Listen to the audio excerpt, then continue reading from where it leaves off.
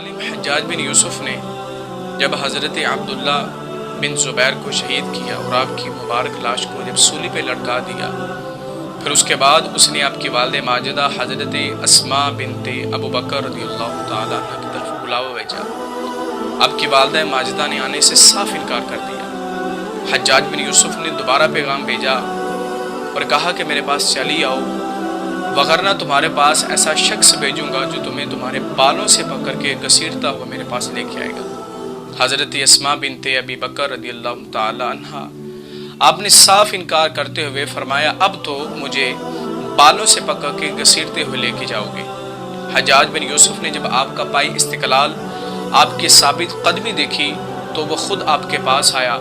جب وہ آپ کے پاس آیا اس وقت حضرت اسماء بنت ابو بکر رضی اللہ تعالی عنہ کی عمر تقریباً 100 سال تھی۔ نہ ہی آپ کا کوئی دانت گرا تھا اور نہ ہی آپ کی عقل و دانش مندی میں کوئی کمی آئی تھی۔ حجاج نے جب آپ کا سامنا کیا تو حجاج نے کہا کہ تو نے دیکھا کہ میں نے کیسے تیرے بیٹے اللہ کے دشمن معاذ اللہ حضرت عبداللہ بن زبیر کو قتل کیا۔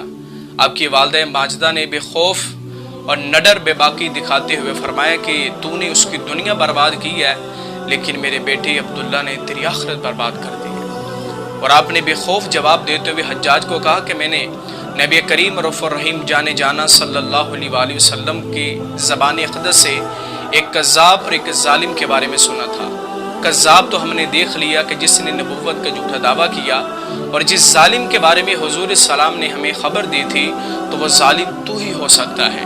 جب اس نے نبی پاک صلی اللہ علیہ وآلہ وسلم کا فرمان علی شان سنا تو حجاج بن یوسف بغیر کوئی جواب دیے ہوئے واپس چلا گیا، اور جواب دیتا بھی کیسے کہ سامنے وہ نڈر، وہ بے باک اور جنگجو خاتون کھڑی تھی کہ جنہوں نے کئی جنگیں لڑی بھی تھی، کئی جنگیں دیکھی بھی تھی۔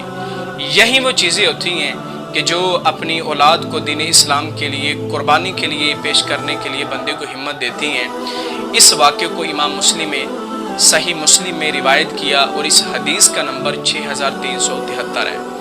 آج کی مسلمان عورتیں اپنے دین کے خلاف بولتی ہوئی نظر آتی ہیں۔ ایسی عورتوں کو اپنی قسمت پہ رونا چاہیے کہ وہ ان مقدس خواتین سے فیض نہ لے سکی۔ ہم اللہ تعالیٰ سے دعا کرتے ہیں کہ اللہ تعالیٰ ہمارے خواتین کو ایسا جذبہ اور اللہ تعالیٰ ہماری نسلوں میں مجاہدین کو پیدا فرمائے۔